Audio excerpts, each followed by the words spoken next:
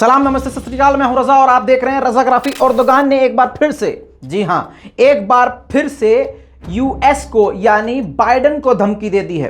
कम वक्त में बहुत बड़ी खबर, एकदम निचोड़ के, कई सारी रिपोर्ट का निचोड़ और सारांश आपके सामने लेके आ रहा हूं और आसान जबान में, ताकि बच्चे, बूढ़े, बुजुर्ग सभी लोग बड़े आराम से और कम वक्त में समझ लें। तो दोस्तों इस रिपोर्ट को शेयर जरूर कीजिएगा। दोस्तों मामला कुछ इस प्रकार है कि आप जानते हैं, जड़ बता देता हूं, फसाद की जड़ क्या है। फसाद की जड़ यह है कि पहली बात तो तुर्की झुकता नहीं है किसी के सामने, इसलिए भैया अमेरिका और इजराइल की आंखों में चुभता ही है। अब अमेरिका और इजराइल सगे भाई की तरह हैं। अमेरिका, इजराइल दुनिया के हर आतंकी संगठन में बढ़ चढ़कर हिस्सा ले लेते हैं। आईएस जो एक दूसरा संगठन, एक मुस्लिम संगठन बताया जा रहा था, उसको सपोर्ट करने वाला अमेरिका था, उनको हथियार देने वाला अमेरिका था। खैर दोस्तों ये तो बहुत पुरानी बात हो गई, लेकिन नई लेटेस्ट बात यह है कि S-400 रूस से लेने पर और रूस से डील करने पर बहुत ही ज्यादा बुरा लग गया था अमेरिका को। अब S-400 से बौखलाया हुआ है अमेरिका, और तुर्की ने क्या किया है, S-400 तैनात किया हुआ है। जी हां, अब तैनाती से भी चिढ़ गया था अमेरिका।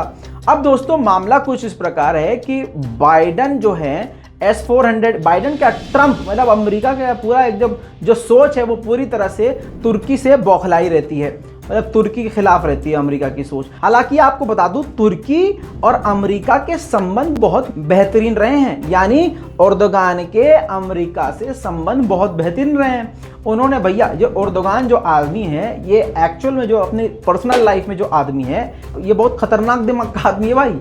हलवा मत समझना, ऐसे ही तुर्की का राष्ट्रपति नहीं बने हुए कि भैया ये टिके हुए हैं लंबे समय से और आगे भी मतलब टिके रहने का इरादा है। ऐसे बड़े बड़े काम ये करते जा रहे हैं, और दुश्मन देश से भी कैसे काम निकालना है कोई इनसे सीखे, एर्दोगान से।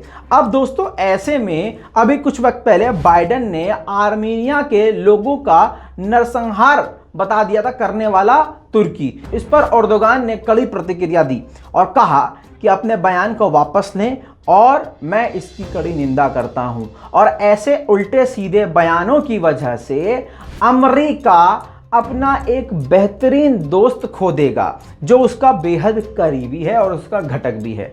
अब दोस्तों मेन बात तो यह है कि 14 जून को अमेरिका की तुर्की के साथ मीटिंग है, यानी एर्दोगान की बाइडेन के साथ मीटिंग है। उससे पहले ही बाइडेन को खुली धमकी एर्दोगान की तरफ से दे दी गई है। साथ में इससे पहले भी एर्दोगान कह चुके हैं कि तुर्की किसी के आगे नहीं झुकेगा, अमेरिका के आगे, मतलब इनडायरेक्टली कह दिया कि हम तुम्हारे आगे नहीं झुकेंगे, क्योंकि बाइडेन जो है बार बार डंडा कर रहे थे कि ये S-400 क्यों मतलब इंस्टॉल कर रहे हो और ये हथियारों की क्यों खरीद फरोख्त कर रहे हो। अभी कुछ वक्त पहले तुर्की ने यह भी ऐलान किया था कि वो यूरोपीय देश में से कई देशों को अब ड्रोन की बिक्री भी करेगा।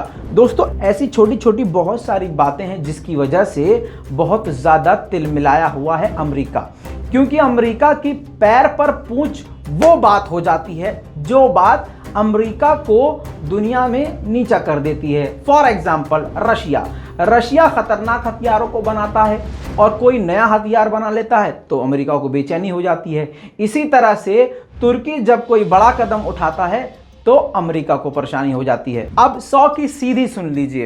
एर्दोगान ने कहा कि खबरदार, अगर तुर्की को किनारे, मतलब एकदम छांट कर सब जगह से बाहर निकाल के, होता है ना भाई, अपने दोस्तों से कह देना भाई इससे तुर्की से मतलब वास्ता मत रखो, ठीक है भाई, इससे तो बात ही नहीं करनी है, तुम भी इसका बाइकआउट करो।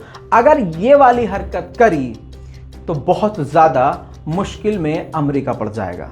दोस्तों TRT को इंटरव्यू देते हुए एर्दोगान ने ये सारी बातें कही हैं। और एक आखिरी बात आपको बता दूं, एर्दोगान ने आगे ये भी कहा कि अमेरिका हमेशा से आतंकवाद के समर्थन में रहा है। दोस्तों अब इतने बड़े बयान देने के बाद आपको क्या लगता है कि 14 जून को जो मीटिंग होगी उसमें तुर्की और अमेरिका के बीच में डील हो सकती है, दोस्ती बढ़ सकती है?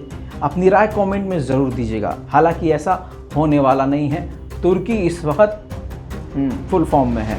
आपका इस पूरी रिपोर्ट पर क्या कहना है नीचे कमेंट जरूर कीजिएगा। लाल बटन दबा के चैनल को सब्सक्राइब जरूर कीजिएगा। जय हिंद।